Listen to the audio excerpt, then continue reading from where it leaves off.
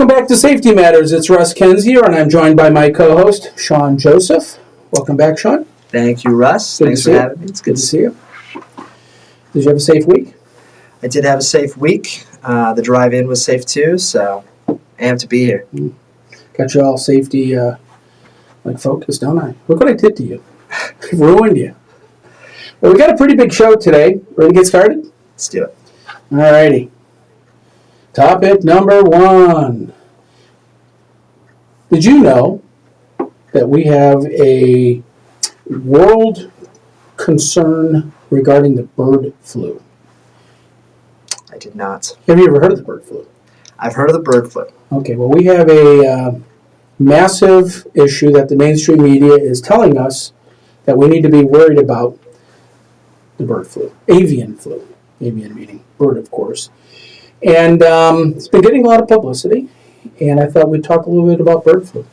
You know, what's going on with the birds? Do you have any birds? No, none right now. I used to draw birds, though. Yeah, maybe I shouldn't have said that. Okay, we'll cover that. We'll cover that another time. But it is true. In fact, I got a little short video I want to play. As of November 28th, more than 52.4 million birds across the United States have died of avian influenza, according to the Center for Disease and Prevention. This outbreak is the deadliest in history, surpassing the 2015 outbreak that killed 50.5 million birds. Avian flu is a disease of birds, which occurs when they are infected with avian influenza type A viruses. Domestic poultry, as well as other bird and animal species, can be infected and spread the disease. Avian flu viruses do not usually infect people, but there have been rare cases. Symptoms in adults can range from mild to severe and sometimes result in death, according to the CDC. All right, so let's talk about viruses. We've had a lot of viruses this past several years. Coronavirus, now we have the avian flu virus. What did you catch from that video? Anything jump out at you? I caught that the name was fitting, that it's a virus that happens within birds that can be transferred among other birds, and it doesn't typically get to humans, but that may not be the case. Very good. So if you were just a casual observer of the media, that's pretty much what the message was, right? That's kind of what they were trying to communicate. But there's a little bit more behind the scenes going on that we're going to talk about today. And so again, it's highly infectious, a strain of the avian influenza. That means it just transmits between birds. Interestingly, both commercial and backyard poultry, causing egg prices to rise as sick chickens are culled across the United States. So there's a lot of sick chickens. Now, another good video. This one is from Al Jazeera. A bird flu outbreak in many countries. Global concern is growing. So, how serious is it? And could it become a new pandemic? This is Inside Story. Hello and welcome to the program. I'm Mohammed Jamjoom. The world is going through its largest ever recorded outbreak of bird flu. It's tearing through populations of poultry and wild birds. Argentina and Uruguay have declared a state of national sanitary emergency after detecting the virus in wild birds. Experts say it has become an endemic for the first time as some wild birds transmit the virus to poultry. Let's look at what bird flu is and how it spreads. It's a disease that affects poultry and wild birds and usually flares up between autumn and summer. Bird flu can infect entire flocks within days and is transmitted through their droppings and saliva or by contaminated feed and water. This outbreak has affected more wild birds than ever before. The World Health Organization says it's recorded nearly 42 million cases in domestic and wild birds since it began in October 2021. The spread of the virus from birds to mammals is heightening a risk of it spilling over into humans. The World Health Organization says we must all be prepared. H5. We're going to pause there. So, did you get anything new from Al Jazeera's reporting of the same thing? They, of course, covered that it covers wild birds as well as backyard birds. Yeah, I did. A lot of birds are dying, right? Don't know where. Where are these birds dying? Didn't say that, did they? Is it Europe? Did it say it's South America? Where are they dying? What birds are dying? Is there a specific type of bird? We can go on and on and on with lots of questions because they're painting this general picture of birds are by the millions are dying everywhere. Have you seen a dead bird? I have. I mean, due to influenza. What's that? Due to the influenza. No. Okay. So where are all these dead birds? A lot I of them, haven't aren't seen it there? in our area. Yeah. Let's pick up the video because I think the World Health Organization interview is a little bit more interesting. N1 has spread widely in wild birds and poultry for 25 years. But the recent spillover to mammals needs to be monitored closely. For the moment, WHO assesses the risk to humans as low. We need to be just vigilant to make sure that spread in animal is contained, because the more the virus circulates in animals, the higher is the risk for human as well. Because the virus circulating in animal can evolve to forms that are more transmissible, and then if there is a spillover in human population, then we can have outbreaks of avian flu. Boy, does he look serious or what? He looks Look at that very. face. I was thinking that. Is yes. that like, hey, I am dead serious about these dead birds? All right, so what we really learned is a whole lot of nothing when you examine it closely. A lot of birds are dying, don't know what kind of birds, where they are, etc. We know that it's a highly contagious virus. Do we have any reason to be concerned as humans that we're going to get this, Sean? Is that it catch you staying up at night? Initially, I thought no, but now I have genuine concern. Okay, tell me what your concern is. So there's a couple things from our clips that I noticed. Common among poultry, right? So within birds and how it's transferred among subsection of birds.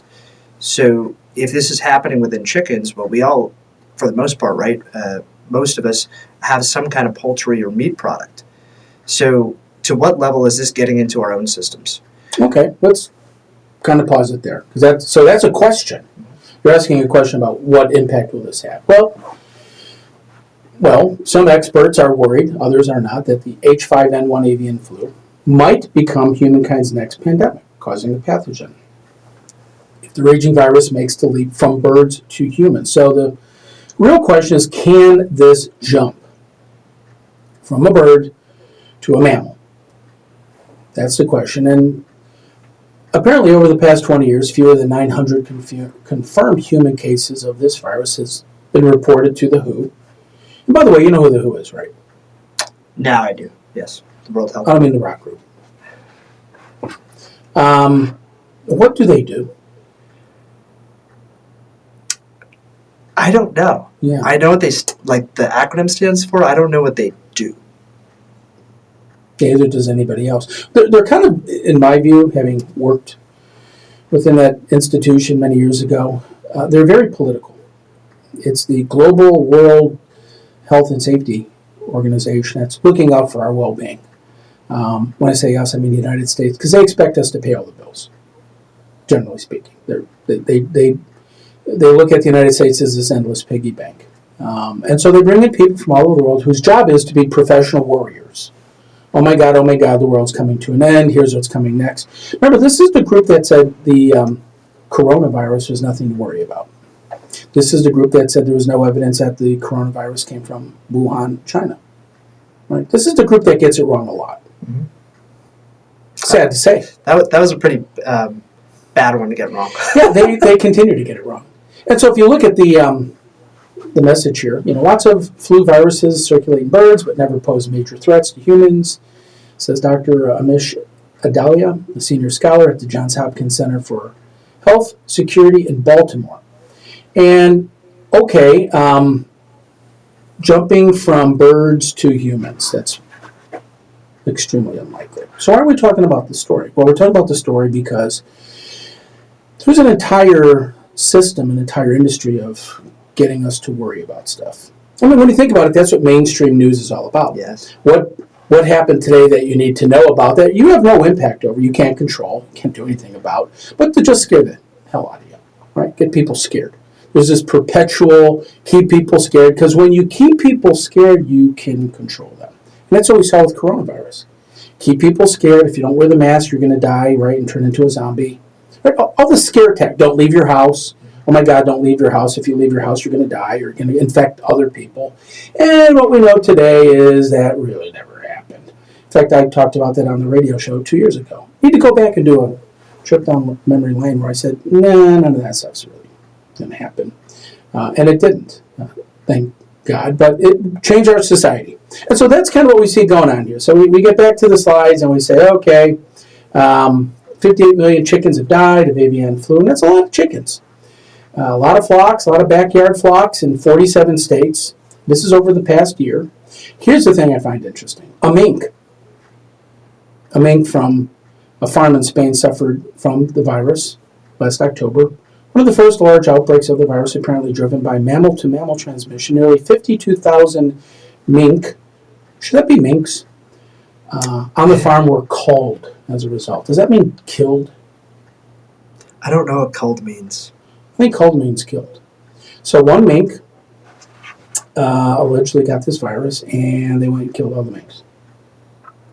Which I guess they were going to do anyhow, right? Because they make, well, what do you raise minks for but their hides? So kill them now, kill them later, whatever. What if they got it wrong? What if it wasn't this virus that killed the mink? What if it was something else? Like, we mixed up the petri dish. Oops. Well, tell the minks, right, that had to pay the price. But it says these minks. Is it mink or minks? It seems like that would be plural. They're jammed very, very closely together. And by and large, they spread amongst, viruses spread amongst minks because they're really close together. It said William Schaffner, not William Shatner. Okay, not the guy from Star Trek. This is the medical director at the National Foundation for Infectious Diseases. He went on to say, quote, well, that's a little bothersome because this virus is not supposed to spread very much in mammals. Although the mink had some viral receptors that are more accepting of this virus than some other animals. And here's where you get really technical medical people confused. Confusing me. Absolutely. What did this mink really die of? Not certain. But it goes on.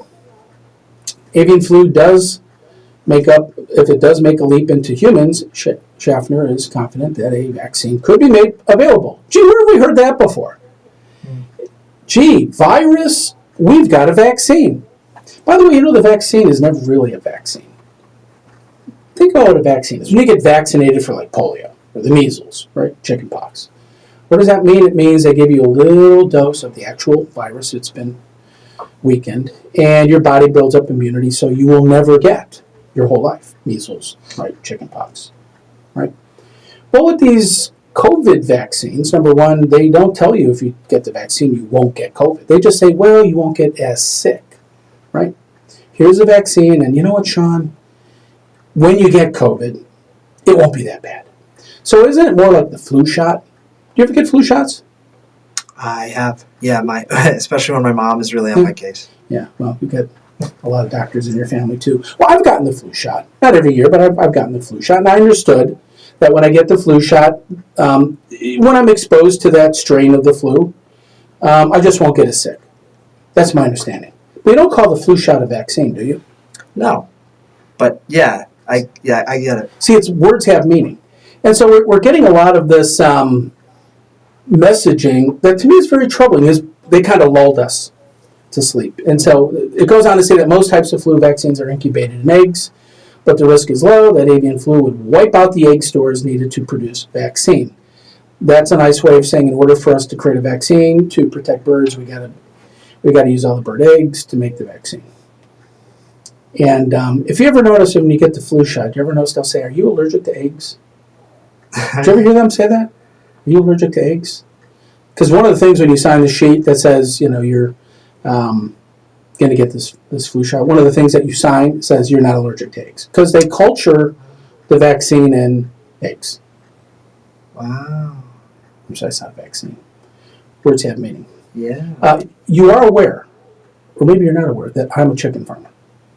I am. Okay. Yes. Here's my girls. Look at my girls, Sean.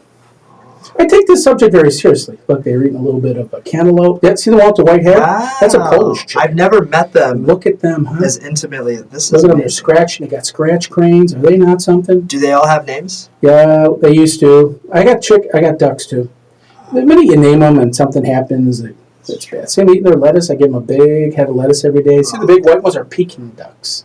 They're so cute. Peking ducks. Come on, Sean, isn't that adorable? That really So I've is. got a personal, It really is. I got a personal investment in. They're in the both subject. great. I think ducks are a little Yeah. cuter. I'm just going to say Who it. doesn't love ducks? Ducks are adorable. Tasty. The solution though is at hand. And so I thought about it and I thought, you know what? What did we learn from the coronavirus outbreak? What was the preventative? What was the prescriptive? What was the means by which we stopped the spread of coronavirus? Excellent. What was it? Think about it. So just to Just do that with chickens. If we were able to contain the coronavirus with this one technique, then why not apply that technique to chickens? I did. You ready? I put masks on all my chickens, Sean. So It's a perfect fit. I mean, it works, doesn't it, Sean? Isn't that what we were told? And that's an N95 mask. Yeah, look at that. They get used to it after a while. They do kind of get used to it. So if you want to prevent the spread of coronavirus, boom, that's how you do it. So, much ado about nothing. To the birds that are dying, it's a big deal. But it's not going to make the jump to humans because there's no evidence that it can jump to humans. So there's a lot of speculation. The same thing is going on with whales. You see all the whales and dolphins are dying, washing up on the shore on the East Coast. Have you seen that? Not certain why. And we're going to probably have to cover that in another episode of Safety Matters. With that, let's go ahead on to number 2. Let's do it. Parents of a Massachusetts teenager killed in Aruba tubing, sounding the alarm about water safety. Have you heard the story? No, but I've heard similar ones. These are frightening. Cassidy Murray, 13, was tubing in the Caribbean island in March of 2022 when she was struck by a boat. Struck by a boat. You know anybody that's ever been struck by a boat? No. Neither do I. But a lot of people do get struck by boats. I mean, it's nothing to make fun of. The question is, how big of a problem is boating accidents? Well, the parents of this Massachusetts teenager who died after she was struck by a boat while tubing, well, they're speaking out. They're raising awareness and preventing further tragedies. Cassidy Murray was tubing again in the Caribbean. In March, she fell into the water. According to several reports, the driver of the boat was approaching Cassidy when he, quote, lost control, end quote, and struck the budding teen, said her father, Dave Murray, to ABC News. This is the sad part. Quote, she was in the water, had a life jacket on. I waved at her. She was safe, Murray told the news station. As the boat driver approached, Cassidy just lost control and he pulled it in full throttle. There she is. Oh, no.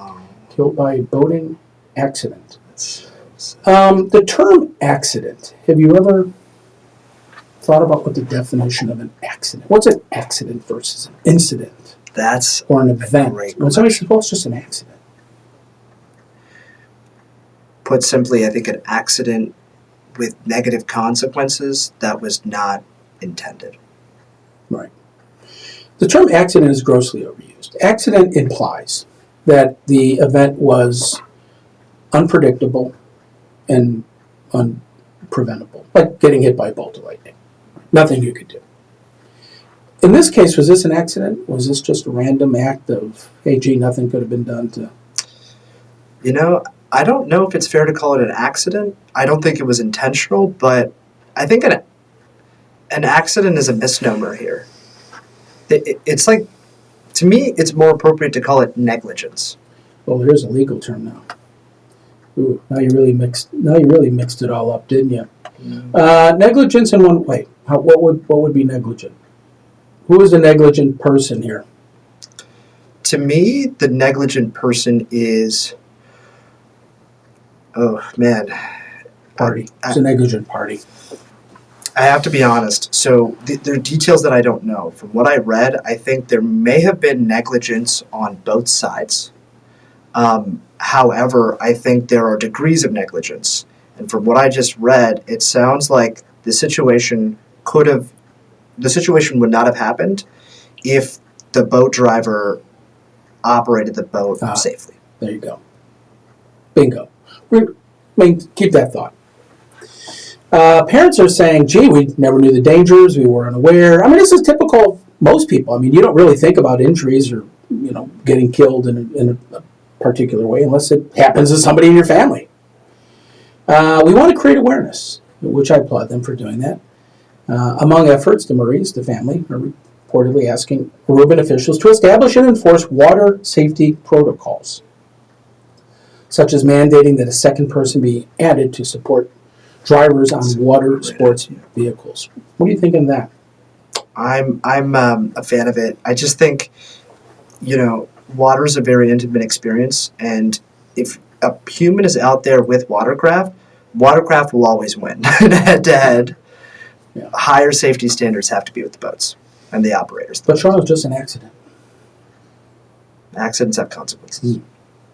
Yeah, amen. So how many people die each year as a result of a boating accident? 658, 1,290, 3,452, or 7,233 fatalities. Which is it? C, 3,452. You want to stick with that answer? I always have to ask you that. See? Is that what you're saying? Yes. See? Okay. Well, according to Statista research, this dates back to December of last year. It's great. It's low. 658. 658. I love being around. Yeah. But look at the accident damage in dollars. The total damages caused by boating accidents in the United States amounted to nearly $68 million US. Now, that's not including the cost of a human life. I mean, you can't put a dollar on Cassidy's life. But that must be inclusive of all the, physical damage. Like boats hit boats. People get killed because their boat hit your boat or your, watercraft or I guess like water skiers. There's so many different ways that a boat can kill somebody. But the other good news, and I'm glad you're wrong, is the trend. The trend's kind of going down a little bit. So the death rate, if you look at the blue line, is kind of steady. All right, every year it's kind of predictable. But the injury rate has kind of been dropping down steadily. What do you make of that spike? There's only one. Look at what it was, 2020, 2021. What happened? COVID, baby. It's all COVID. By the way, I wonder if those deaths were coded as COVID deaths. Killed on a boating accident. That's a great question. Was that a COVID death? What defines as a death related to X? Yeah. Well, I've never investigated that. Well, we actually did.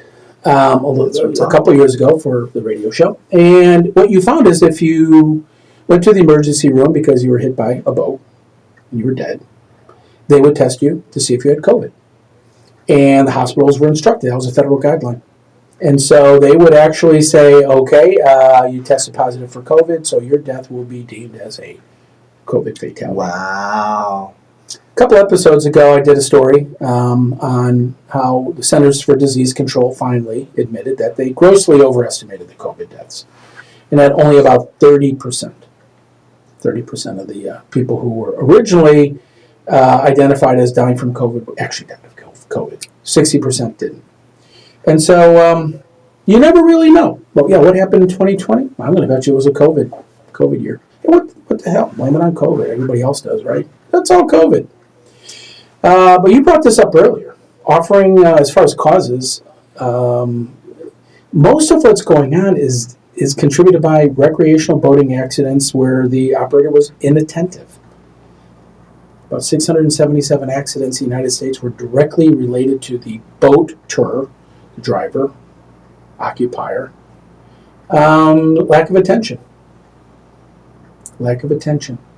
And so look at the numbers. 2.8 thousand of these boats involved Accidents in 2021, motorboats, power boats. A lot of people have boats that are just too powerful. And they're racing, or probably drugs and alcohol are involved. People like to enjoy A themselves. lot of people like to enjoy themselves, and they get on the boat and they get behind the wheel, and they really shouldn't be. They really shouldn't be. But sadly, this is a growing problem, and one that we want to make sure we give a little bit of airtime to, a little bit of time. So let's go on to number 3. Woman dies after falling from Disneyland structure in Anaheim, California. Did you hear this one? Nope. You ever been to Anaheim, California? Ever been to Disneyland? I have been to Anaheim for a food convention. And my mom took me to Disneyland, and I saw the Knight Rider car when I was 4, and I got really excited. Was this, you were 9? When I went to Disneyland, I think I was like 4 or 5. Okay, just a baby. Just a baby. I'll see if I can find a picture. Well, this deals with suicide, and that's a very, very serious subject. One that we always like to say, first and foremost, you need to pay attention. Because this woman's death really was a suicide in a parking structure. Took place in the evening. Police responded about 6:50 p.m. to a report of an individual who, quote, jumped off or fell from the Mickey and Friends parking structure in Anaheim, California. Officers found an adult woman on the ground and rendered aid. Until Anaheim Fire and Rescue arrived on the scene, the woman was rushed to a local hospital where she was pronounced dead. It's really weird how many people will go to places like Disney World to kill themselves. There was a movie made a couple of years ago called The Bridge. Interesting documentary about people who will fly in from all over the world to San Francisco just to jump off the Golden Gate Bridge. It was like they want to die there. And literally like every day they had people, and you watch this documentary about people who would take their life by jumping off the bridge. So a lot of like famous structures, you can't do that anymore, like the Eiffel Tower or whatever. They kind of fenced it in. In fact, they talked about doing that with the Golden Gate Bridge, putting nets so people can't jump off the Golden Gate Bridge. Now, look, if somebody's going to jump off the Golden Gate Bridge, they're going to find a way to do it. But what's interesting about this story is the woman apparently committed suicide. Where do you see the parking structure? It's an interesting, look how big this thing is, 5 stories. It is a massive complex. I don't know where she actually jumped from, but it's a 7-story building, holds 10,000 cars. The local news outlets kind of covered this. Again, it was a local story, but it's one that demands attention because it's all too common that this sort of thing happens. Not necessarily at Disneyland or Disney World, but just this past December, a man in his 50s jumped to his death from the same garage. The LA Times reported, adding that at least 3 other individuals have died after jumping since this structure has opened. And look at how beautiful this thing is. Oh, yeah. I don't know if this is where she jumped from, but there's obviously a lot of people focused on taking their lives at very beautiful resorts. Talk about traumatizing. Imagine if you're a little kid and you witness that. What a terrible event. Suicides are a big problem, a really big problem. Most men commit suicide by gunshots. Most women prefer suicide by medication, pills. And then you have this third category of I want to die in a grand place, in a grand way. Go to Mount Fuji. And ever been to Japan? No. You'd like it. I was thinking about it yesterday, though. Weird that you asked me that. I really do want to go to Japan. Mount Fuji, beautiful mountain in Japan. There's a park at the base of Mount Fuji that people in Japan go to commit suicide, generally by hanging. And so they actually have signs in the park that say, do not come into this park and commit suicide. That's so sad. And if you're walking through the park, you'll find bodies of people who committed suicide. They leave notes. It's kind of a spiritual way that they end their lives with, incense and prayers, but it's a sacred place for the Japanese, and many people sadly go there and commit suicide. Here it's Disneyland or Disney World. Sad too, because Disney was created to be the happiest place on earth. Wouldn't you think? Some of the happiest people, some of the wealthiest people, some of the people that you think have everything are some of the most miserable and depressed. And that's a story in and of itself. We need to cover that sometime in the future. That being said, item number 4, Hollywood Life News reports that Joe Biden, yeah, he did it again, falls going up the stairs of Air Force One while in Europe. In fact, I think it was Poland. And they're like, hey, watch the president as he stumbles, boarding his flight to return to the White House. Yeah, it was Poland. Anyhow, he falls a lot. And he's 80 years old. He was heading up the stairs to the jet. And, well, you got to just kind of watch it. He's walking at a very normal pace. He's got his fingers on the handrails. Looks very stoic. Deep thinker. Oh, boy, there he goes. Not too bad. Yeah. Then, of course, what do? You're embarrassed. You turn around and you smile with everybody. Hey, look, I meant to do that. I'm okay. He does have a tendency to fall. He does have a tendency to fall. So he was seen tripping in the last final steps on Air Force One. He caught himself. Look, I don't want to beat this to death. He's an older man. Well, but can we be fair for a second? Harrison Ford in Air Force One was an older man who had his plane hijacked, and he was responsible for saving the patrons on the flight and battling terrorists. That was a movie, So that's like this picture that wasn't real, Sean. picture I have. That wasn't real. Joe Biden is not Harrison Ford. No question about it. But, the bigger story is, gee, this just isn't the first time that Joe Biden has fallen, caught on camera. I mean, imagine how many times he's fallen that they don't catch it on camera. Remember when he went for the bike ride?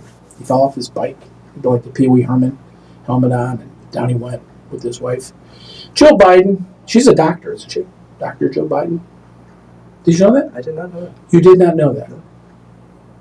You did not know that Joe Biden's a doctor. Why do you think they call her Dr. Joe Biden? You know what? I had never heard her addressed that way. There's a good reason why. Wait for it. She's not a doctor. She's not a medical doctor. She has a PhD in education. Oh, this is a real. Yeah, this is a. No offense to all you PhDs out there, but she's not a doctor in the context of medical doctor. And when you use the phrase doctor, just most people think you're talking about a medical doctor. And she's not a medical doctor. But they call her Dr. Joe Biden. Anyhow, he falls off the bike. He fell at a wedding. He just falls a lot. He gets up. And, he's a real good sport about it. You remember this one? This one he fell on. Oh, yeah, I do. Yeah, this one I remember. Could have been. Yeah, this one could have been bad. There's. Yeah, it did get. There's something in my mind. I'm like, this one is bad. This is just. It just keeps going. It just can't take it anymore. It's overwhelming. So what's going on? Why is he falling all the time? So what I just saw, it sounds like he was moving at a certain pace. Not very fast. He wasn't hustling up those stairs. He was. So I guess the question I'd have is relative to his age and bodily situation. Well, he's an older guy. Bodily situation. So I thought it was a brisk, was he climbing safely? Yeah, just Harrison Ford there. Look, he's an old guy, all right? And I don't want to belittle that, but he's having a hard time getting around. I mean, no offense to you see when he walks, he shuffles his feet. And all that really happened here is he's going up the stairs and he didn't lift his leg high enough, so the toe of his shoe hit the edge of the step, right? And so you say, well, why does he keep doing that? Why does he not lift his legs high enough? Why, when you watch him walk, he kind of shuffles? Because I think, without, again, all due respect, he's compromised. His health is compromised. And it's only a big deal because he's the leader of the free world, the most powerful man in the world who has health issues, maybe some mental incapacities. And that's not necessarily something you just say, oh, Harrison Ford did it. Because he's not in the same role, so to speak, as Harrison Ford. First of all, he's not an actor. But anyhow, one more story. Ready for one more? Let's do it. Okay. Number 5. This is one that's really personal to me because I get a lot of emails from people say, Russ, stop being a Karen. People should just watch where they're walking. I mean, I swear to God, it's every day. You could be a cat. I don't take offense to it. I'm just like, dude, I'm not a Karen. Neither I'm just, do I. I'll reply back generally. Look, I'm the guy that looks out for people like you, Yeah, you do. and you're upset about it. No, I know. Like, that's the thing sometimes, without going on a long tangent, but, like, yeah.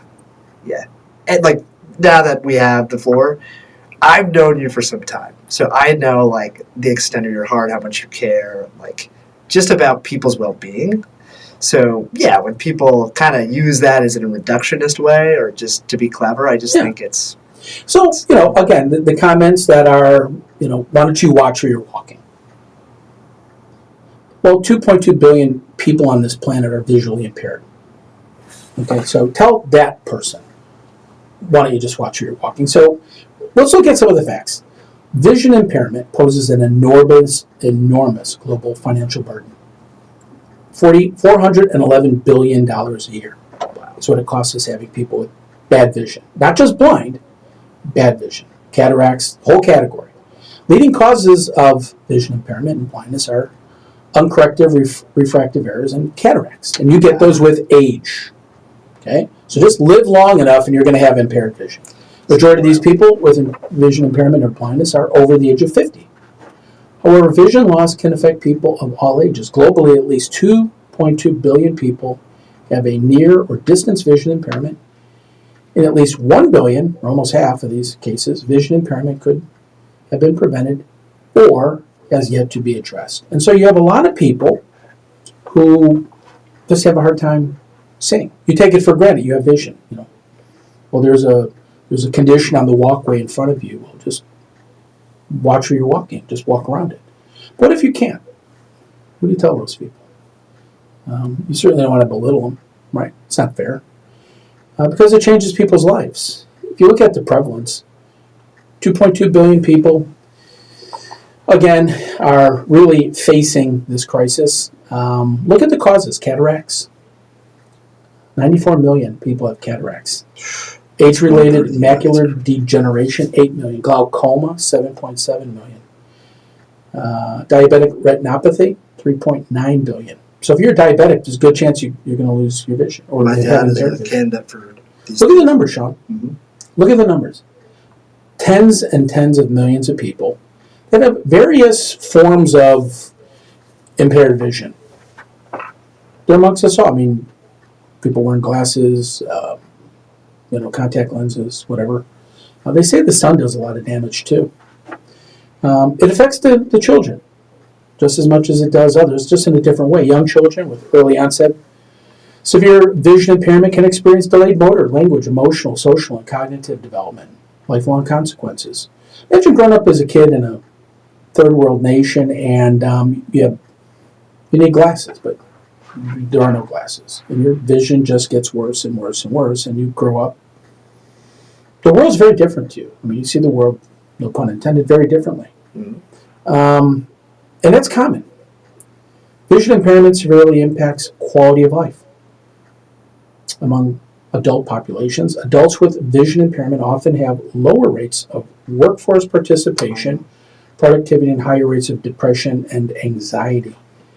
In the cases of older adults, vision impairment can contribute to social isolation, difficulty walking, maybe that's Joe Biden, I don't know, a higher risk of falls and fractures.